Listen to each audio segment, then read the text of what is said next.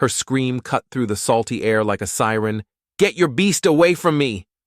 Before I could even react, she whipped out a small pink canister from her oversized straw beach bag and sprayed it directly into my service dog's face.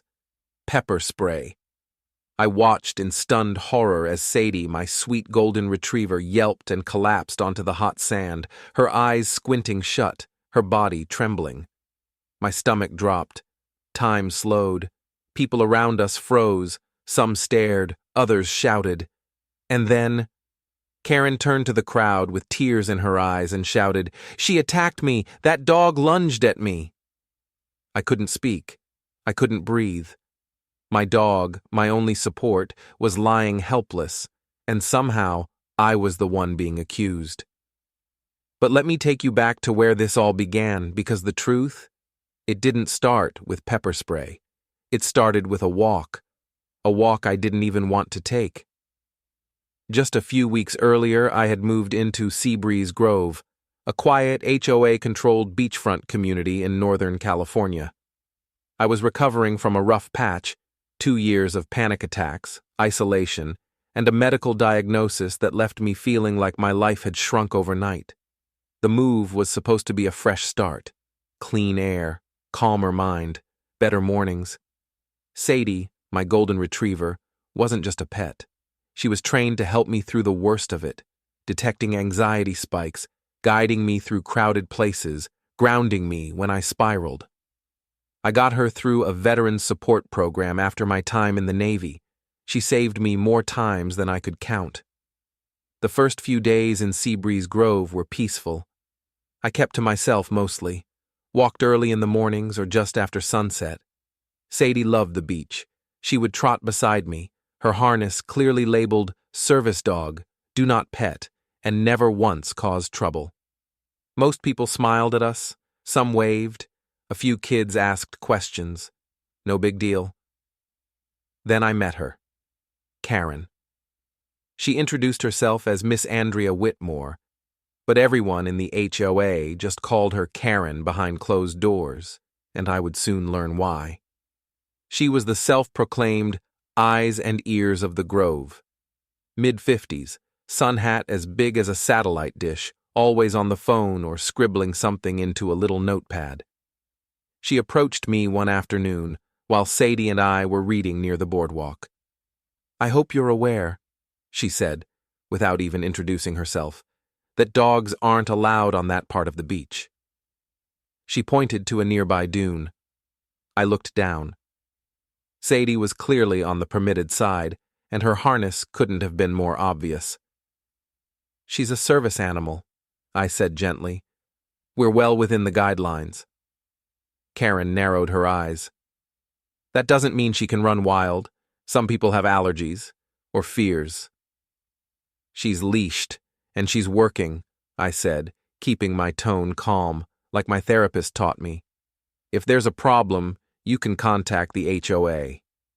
She huffed and walked away, heels digging into the sand. I didn't think much of it. People have bad days. Maybe she was just one of those overly anxious types. But after that encounter, it started happening more often. Karen would appear out of nowhere during our walks. She'd pretend to jog past us, loudly whispering to her friend on speakerphone about irresponsible pet owners. She even left a handwritten note at my door that read, "Some of us moved here for peace and quiet, not barking." Sadie didn't even bark, not once. Still, I tried to be understanding. I figured maybe she'd come around. One day I offered her a smile as we passed near the community garden. She looked me up and down and said, "Don't get too comfortable. This isn't that kind of neighborhood." I didn't even know what that meant. But something told me it wasn't just about Sadie. I started adjusting my schedule, went out even earlier to avoid her, walked farther down the beach, near the old lifeguard tower, where it was quieter. I didn't want conflict. I just wanted peace. Then came the HOA meeting. They held one every month at the little clubhouse near the tennis courts. I hadn't attended the first two, but figured I should go, if nothing else, to get familiar with the people living around me. I brought a homemade apple pie, and Sadie, who laid at my feet the entire time, not moving a muscle. When it was time for community concerns, Karen stood up and cleared her throat dramatically. "We have a situation that's being ignored," she announced. "Certain residents are bringing animals into spaces where they don't belong. Allergies, safety, children, and some of us feel threatened." She never said my name. She didn't have to. Every eye in the room turned toward me. I stayed quiet. No need to escalate. But inside, my heart was pounding. Later that evening, I found a post in the community app. HOA reminder. Dogs are not permitted on the central beach path. Violators may be fined. That wasn't in the bylaws. I checked twice. Still, I kept my distance. Days passed, then a week, and slowly it felt like things were settling again, until last Saturday. It was a warm afternoon. I needed the walk more than usual. My anxiety had been creeping in since sunrise, and Sadie could tell. We headed to the quieter side of the beach, far from the public entrance.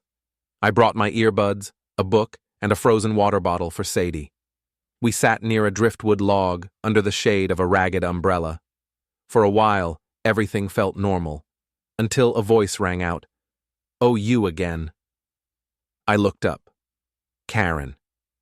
She was standing in her leopard print cover-up, oversized sunglasses, and a floppy sun hat that nearly shadowed her entire face. In one hand, she held a beach bag, and in the other, a smoothie. "I told you before," she said, walking closer. "That thing shouldn't be here." "She's working," I said quietly. "We're nowhere near the HOA boundary." Karen's face twisted. "You think just because you slapped a vest on a mutt, you can bend the rules?" That's when Sadie stood, not aggressively, just alert, sensing my change in breath. Karen must have thought it was a threat, or maybe she wanted people to think that. She screamed. People turned, and in one motion, she reached into her bag, pulled out the pepper spray, and I can still see it. Sadie crying out. Falling. My hand reaching, shaking. The crowd unsure of who to believe, and Karen standing tall, tears rolling, yelling, "She let her dog attack me." Then someone started calling 911, and I realized, in that moment, that I might not be walking away from this so easily. The sirens didn't take long, maybe 10 minutes, though it felt like 10 hours with Sadie lying limp beside me, whimpering in pain. Her eyes were half shut, face buried in the sand, and she couldn't stop shaking. I cradled her head, whispering, "It's okay, baby. I'm right here. I've got you." But inside, I was falling apart. My vision blurred, my chest tightened, and the only thing I could think was, please, not her, not my girl. The paramedics came first, followed by a single squad car. A female officer stepped out, tall and tan with a tight ponytail and mirrored sunglasses. She scanned the scene, Sadie on the ground, me covered in tears, and Karen standing a few feet away, already in full performance mode. "She sprayed me first," Karen sobbed, pointing at me with her free hand while gripping her phone in the other. "The dog lunged. She sicked it on me. I was defending myself." The officer raised a hand. "Ma'am, calm down. Let me talk to them one at a time." I tried to explain, but my words came out cracked and uneven. "She sprayed my service dog, unprovoked. Sadie didn't lunge. She didn't bark. She didn't even move toward her. Please, she needs help." The officer knelt beside Sadie, inspecting her tag and harness. "She's clearly marked," she muttered. "You said she's a service dog?" I nodded furiously. "Registered, trained. I have her documents in my bag." "I'll need those," she said gently. "Animal control's on the way, and we'll take statements from both of you." Karen scoffed in the background. "You can check my camera," she yelled to no one in particular. "I have proof. I knew she was trouble from the start. I told the HOA." The officer ignored her and turned back to me. "What's her name?" "Sadie," she nodded. "We'll get her help." Animal control arrived 15 minutes later. By then, a small crowd had gathered, Neighbors, beachgoers, even a few teenagers filming with their phones. I hated it. The gawking, the whispering, the way people stared like I was some sideshow attraction. They took Sadie gently, wrapping her in a towel and carrying her to the back of the van where she could be flushed, treated, and monitored. One of the techs assured me she wasn't blinded. Thank God. But they'd need to watch her closely. I followed them to the parking lot, then realized I couldn't leave. Not yet. The officer needed my full statement. I sat at a nearby bench, hands trembling as I handed over Sadie's registration card, medical paperwork, even photos of us together in training. The officer flipped through each page with quiet focus. You said she didn't act aggressively? Never. She sensed my anxiety. That's her job. She stood up, that's all. And you're certain the woman had no injuries before this started? I swallowed. I'm sure. She came toward us. Called Sadie a beast. I think she was trying to provoke something. The officer scribbled into her notebook. Then she stood. We'll review footage and witness statements. If your account checks out, and it sounds like it will, this won't be the end of it. She didn't say much more before walking off to talk to Karen. I could hear snippets of their conversation from across the lot. Karen was animated, loud, and desperate to control the story. She clutched her smoothie like it was Exhibit A and gestured wildly toward where the incident had happened. But I also noticed something else. The officer's body language had changed. She didn't nod as much. Her tone was sharper. And for the first time since it all began, I felt a flicker of hope. I didn't sleep that night. I sat up with my laptop, researching every law I could find about service dogs, beach rights, and HOA overreach. I saved articles, screenshotted legal codes, even wrote a timeline of every single Karen encounter from the day I moved in. I didn't know what would happen next, but I knew I had to be ready.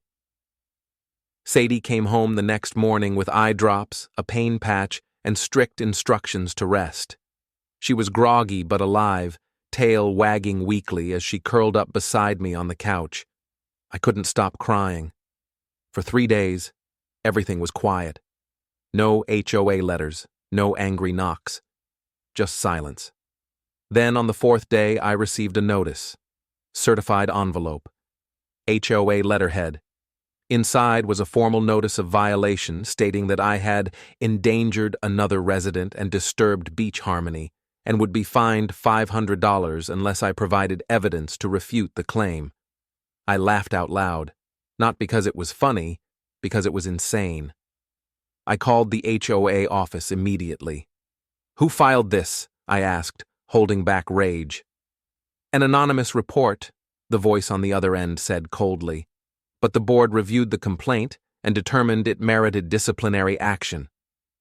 Are you aware that she assaulted my dog? I'm not at liberty to comment. I have police documentation and vet bills. I'll bring them. If you wish to dispute the fine, you'll need to file an appeal with the board. I slammed the phone down and stared at the wall for what felt like an hour. Karen wasn't finished with me. She didn't just want me out. She wanted to ruin me. And somehow the HOA was helping her do it. But I wasn't backing down. I printed everything. Sadie's medical report, the police incident log, screenshots of Karen's comments from the community app, and even the beach's dog accessibility guidelines. I compiled it all in a red folder and marched into the HOA office the next morning. The receptionist gave me a tight smile. You're here to appeal the violation? I nodded. And I'd like a hearing, public if possible. She looked up, surprised. That's unusual. I'm not hiding, I said firmly. She is.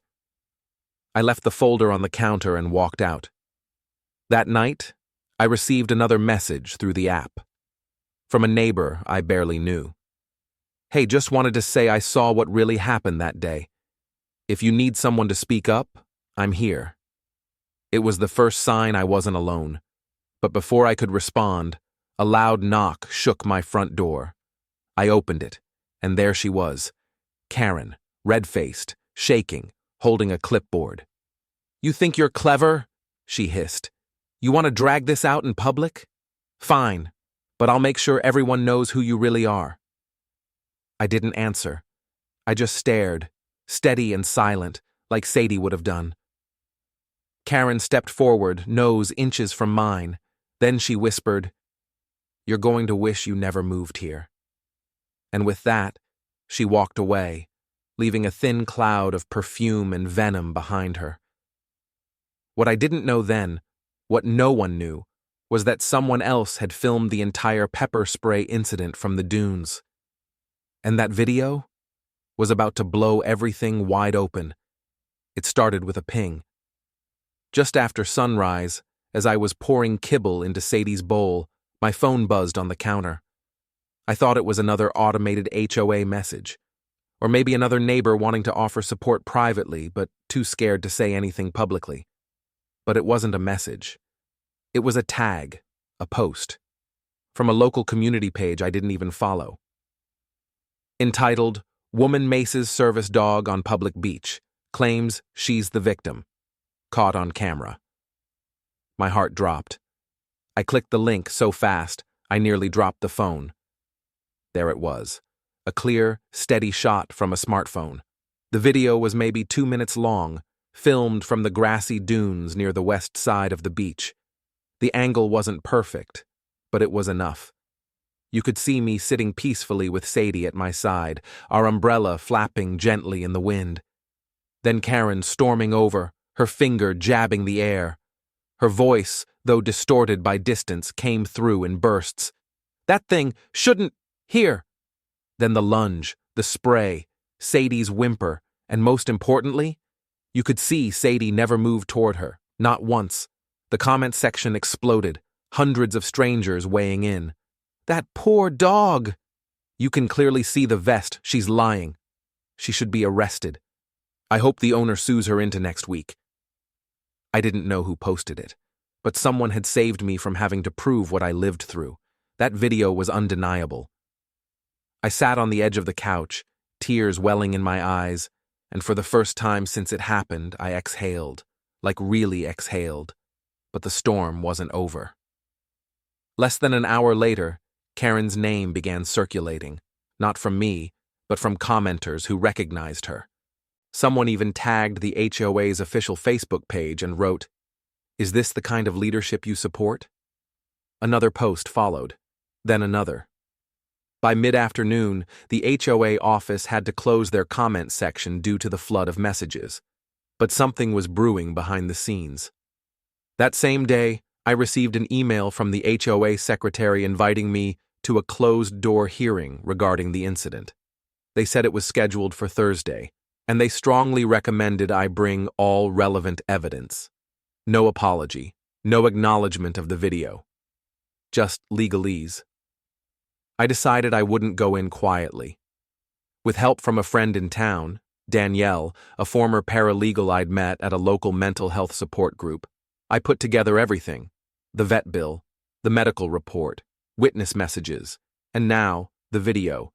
Danielle even helped me type up a formal statement, citing my rights under the Americans with Disabilities Act and pointing out the multiple ways the HOA had failed to protect a disabled resident.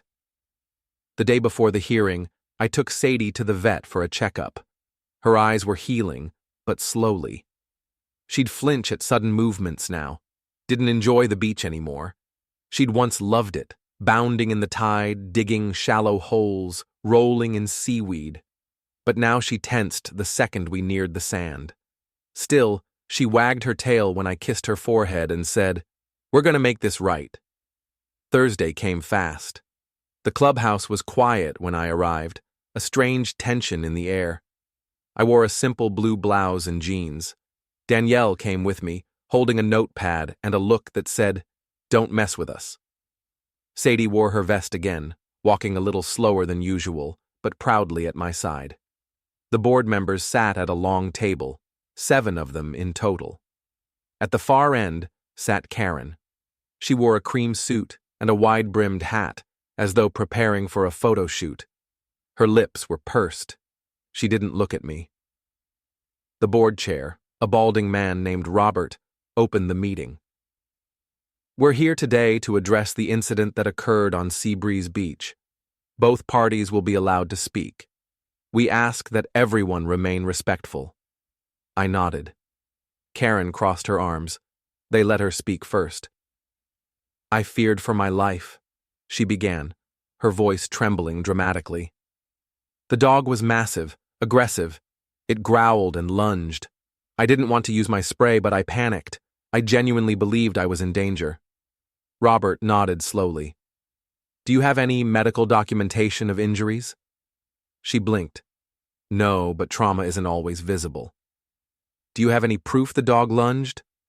Karen faltered for a moment. No, but I heard it growl. Danielle leaned forward. Can I? Robert gestured for her to proceed. Danielle opened her folder and pulled out a tablet. We'd like to show a video, recorded by a third-party bystander. Karen's eyes widened slightly. We pressed play. The room went silent. The video ran its full course. Sadie calm, the yelling, the spray, the cries. The silence afterward felt like holding breath underwater. When it ended, Robert cleared his throat. Ms. Whitmore, that dog didn't move. Karen's voice cracked. That could be edited. People fake things all the time. Danielle stood. We've traced the original video to a verified user. It hasn't been tampered with, and we have other witnesses willing to testify. Karen's face turned pale. The room shifted. You could feel it. The board members leaned back, exchanging glances. Robert sighed. We will need time to deliberate. In the meantime, we are suspending the violation against Ms. Reeves, pending further review. Karen stood abruptly. This is ridiculous. That dog shouldn't even be allowed here. Robert frowned. She is a trained service dog, and our bylaws clearly allow them. Karen turned to me then, eyes like knives. This isn't over. She stormed out, heels tapping like gunshots across the tile floor. I should have felt relieved, but something told me she wasn't bluffing, because just 2 days later, a letter was taped to my door. No signature, no stamp, just one line. You may have won today, but bad things happen all the time, especially to animals. And the very next morning, Sadie was missing. The leash was still clipped to the coat hook. Her water bowl was untouched, and the door hadn't been opened since I locked it the night before. I ran through every room in the house, yelling her name, flinging open closets and crawling under beds. My hands trembled as I checked the back gate, locked. No sign of forced entry. But Sadie was gone. Gone. I called 911 with my voice cracking so badly the operator had to ask me to repeat myself. My service dog is missing. No, taken. I think someone took her. This isn't a regular dog. Please. They dispatched a unit, but I didn't wait. I grabbed her favorite toy, a bright green rubber duck, and ran out the front door barefoot, shouting her name down every block in Seabreeze Grove. People peeked out from their windows, some stepped outside, a few offered to help, but most just watched. Silently, like I was some unhinged woman screaming about a missing dog that maybe wasn't even real. The officer arrived within 30 minutes. I showed him the note. His face changed immediately. This is a threat, he said. You need to be careful. I gave him everything I had, her microchip info, photos, her ID number. He promised they'd file a report and canvass the neighborhood. He also told me something I didn't expect. I shouldn't say this, but we've had a few complaints about Ms. Whitmore in the past. Noise reports, trespassing. Nothing ever stuck. I felt my knees go weak. So, you think? I can't accuse anyone without evidence, he said. But the timing isn't subtle. Danielle rushed over as soon as she heard the news. She brought flyers, tape, and that fierce energy I leaned on more and more these days. Together we covered every tree and pole in a 5-block radius. I didn't sleep that night. I sat on my porch until dawn, duck toy in one hand, Sadie's blanket in the other. Nothing. The next day, A message popped up on the community app from an anonymous account.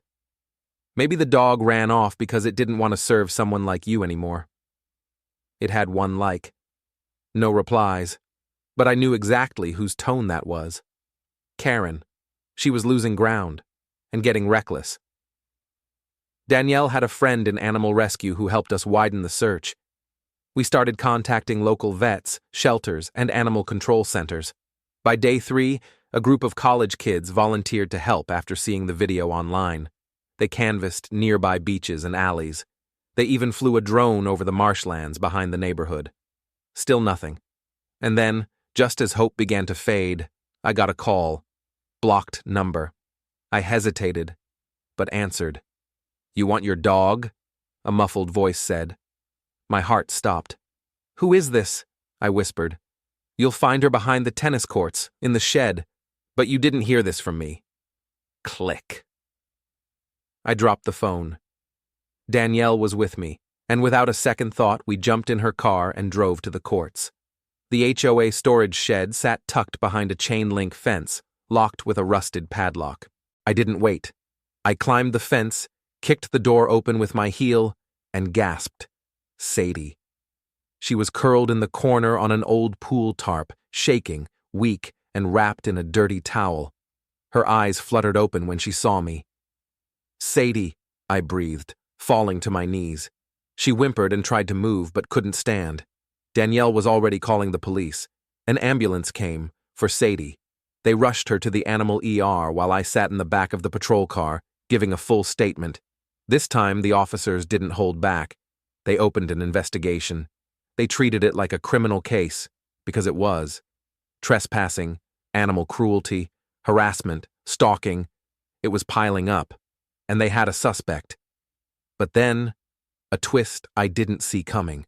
When the officers requested security footage from the HOA's shared surveillance, specifically the tennis court lot from the past 48 hours, they were told. The footage had been erased. "Accidental system error," said the HOA board. Karen wasn't just getting desperate. She had help. Someone was covering for her. But what they didn't know, what none of them knew, was that a neighbor 2 houses down had recently installed a private ring cam facing the courts. And it had caught something. At 2:47 a.m., the night before Sadie went missing, a woman in a cream-colored hoodie and flip-flops was seen dragging something through the side gate. The footage wasn't crystal clear, but the walk, the profile, the leopard print flip-flops, it was her, Karen. And this time, I wasn't going to wait for the HOA to protect her. I was going to take the fight to court. Because this wasn't just about Sadie anymore. It was about every person who's ever been harassed, threatened, or ignored in a neighborhood where power covers cruelty. And I was done staying quiet.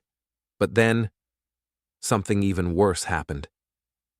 The very next morning, I woke up to find my front yard vandalized, my garden ripped up, the fence spray painted in red. One word, liar.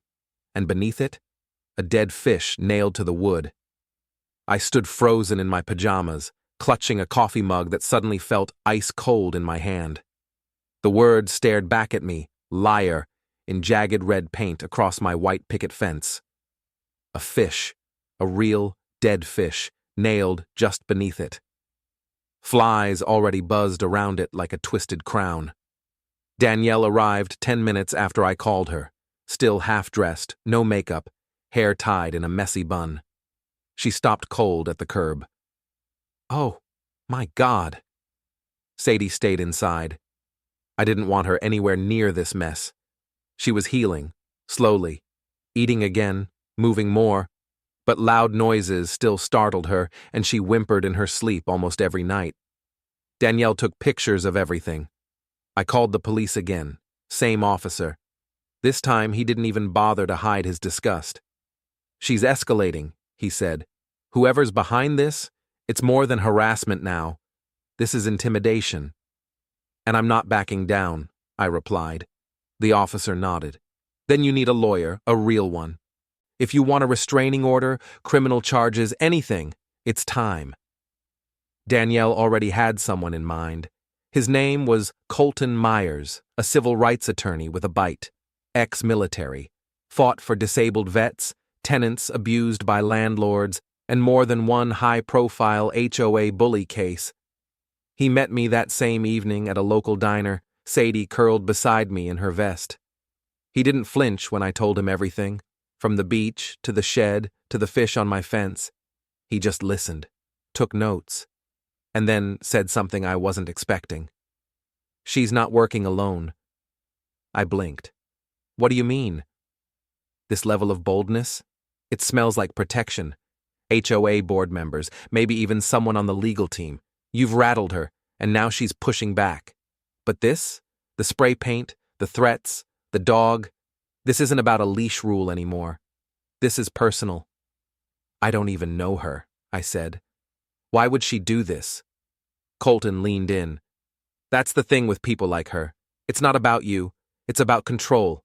She saw you as someone quiet, alone, and when you didn't fold, she snapped." He promised to file the paperwork for a restraining order by morning.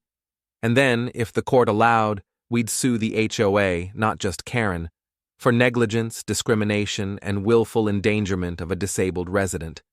But as strong as I wanted to feel, that night was hard. I barely slept. Every creak in the hallway sounded like someone outside. Every shadow looked like her face.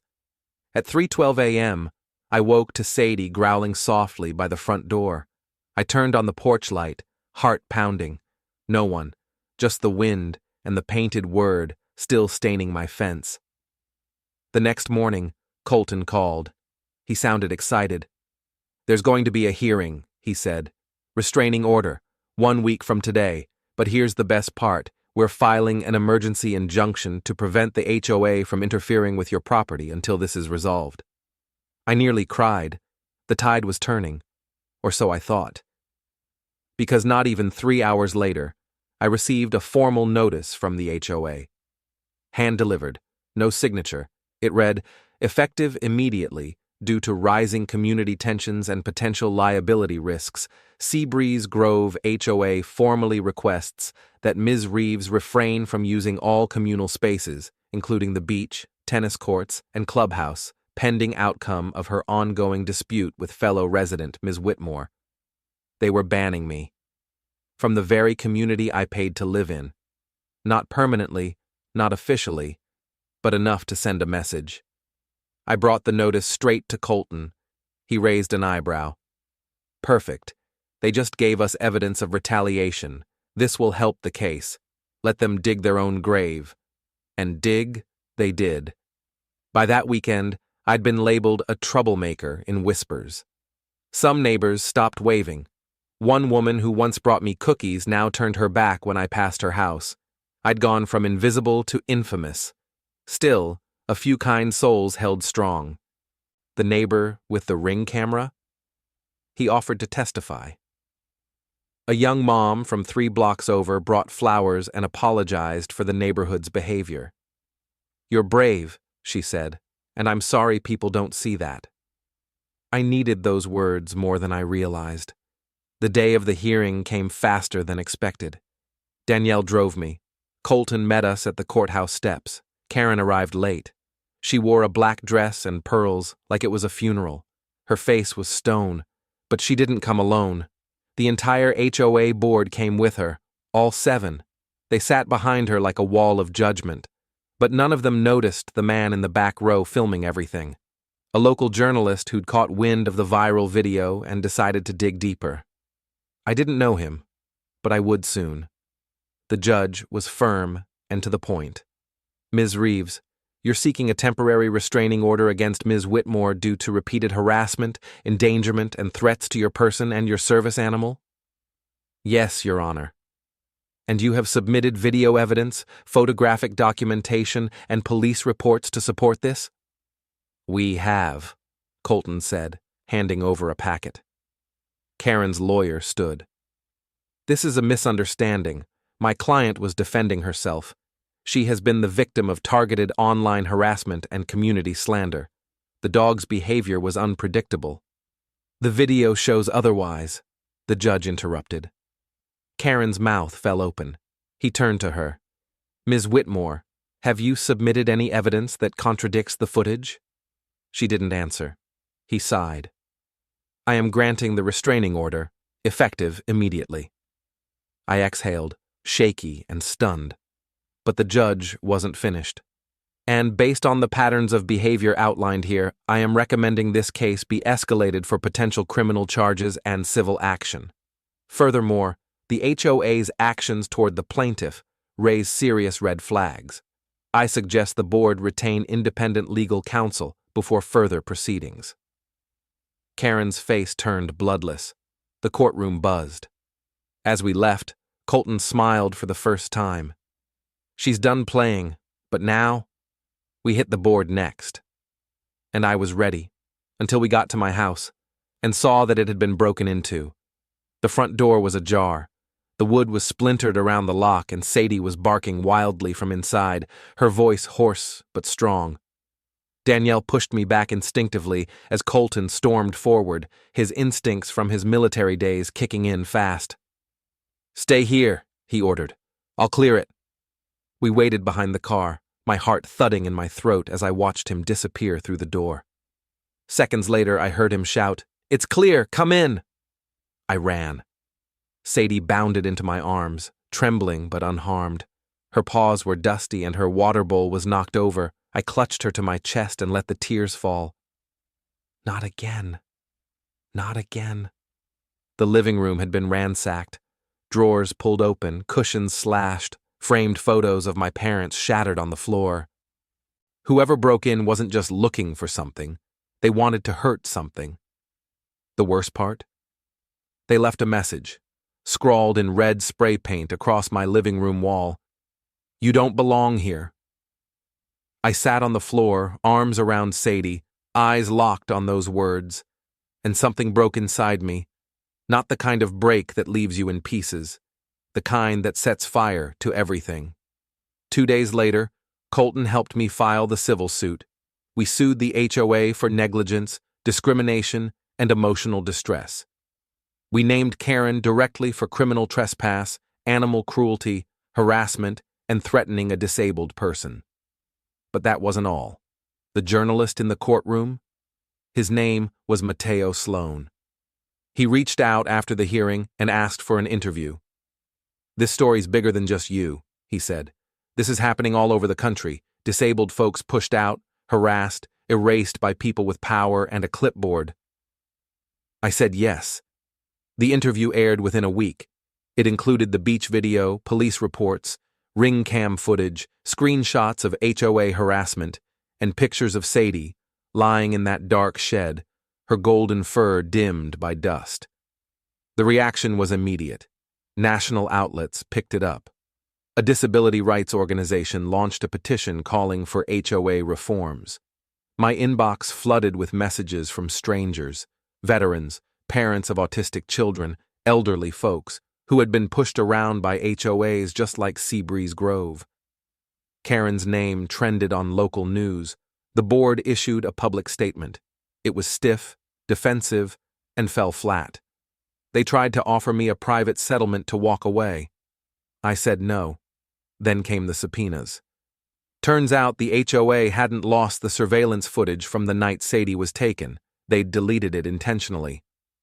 Mateo's team uncovered email logs between Karen and 2 board members discussing how to handle the incident quietly and get the dog off the property. Colton smiled like a shark when we showed the judge. The HOA unraveled. Karen was charged with multiple counts: trespassing, destruction of property, cruelty to animals, filing a false report. Her bail was set at $30,000. She cried in court, pleaded not guilty, then turned on her co-conspirators to save herself. Emails, messages, receipts, she gave them all up. The HOA board president resigned. 3 other members followed. And then came the wildest twist of all. An anonymous donor, moved by Sadie's story, offered to fund my legal battle and help me buy a new home, mortgage-free. Somewhere far from gates and garden walls, no HOA, no politics, just peace. I tried to decline. They insisted. Said it was time someone like me caught a break. And so I moved. Not out of fear, but on my terms. Sadie healed. So did I. The nightmares faded, but I never forgot. Now, I volunteer with the same disability rights group that picked up my story.